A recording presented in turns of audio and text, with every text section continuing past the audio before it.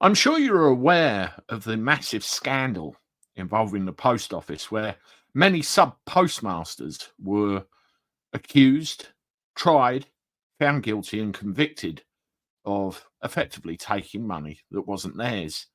They went to prison. It ruined lives. People took their life.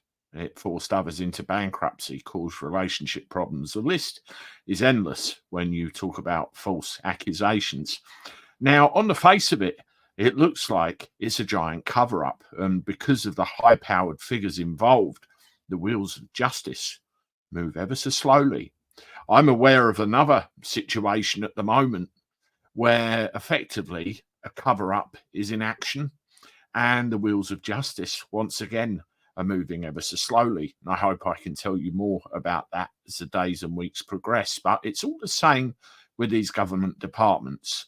They effectively crap on people and then try and sweep it under the carpet along with everybody involved. If you agree with that, please subscribe to the channel because you'll be among like-minded people.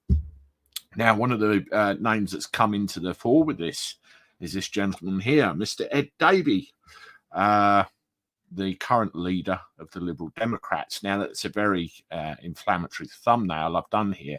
See him in court. Now, the reason I've done that is because there is calls for him to answer questions about his involvement in a public inquiry over this whole fiasco, where people at the end of the day are still waiting for answers.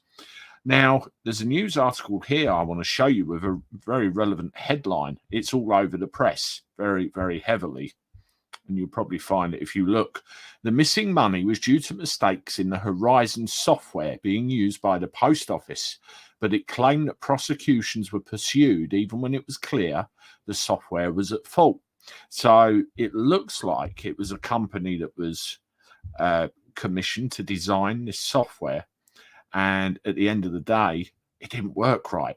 And these postmasters were the ones that paid the price. Not good at all. Anyway, let's continue. Questions are now being asked. More than 230 sub-postmasters were sent to prison as a result of the scandal for more than 900 prosecutions targeting 580 people.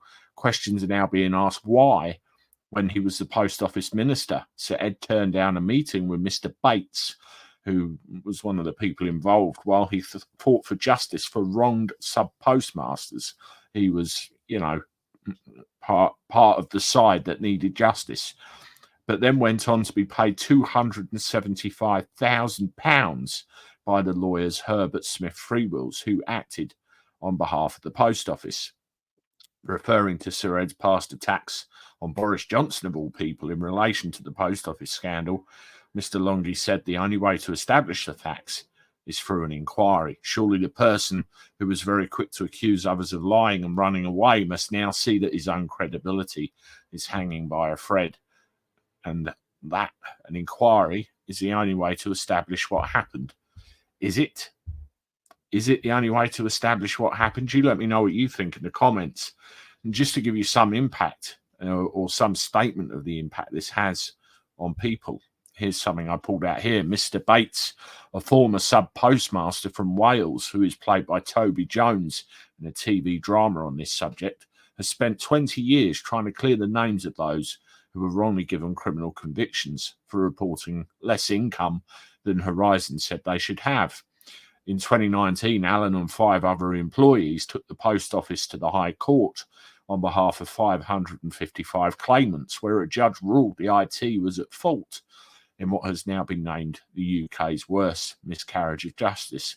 In September 23, the government announced that every postmaster wrongfully convicted in the Horizon scandal would be offered $600,000 in compensation to settle their claim. And to date, just 93 convictions have been overturned. And Mr. Bates wants that process to be fast-tracked before it's too late for some. Get moving with the compensation, Mr. Bates told them, and extend the deadline because you can't extend people's lives. They haven't even received offers yet. It's madness.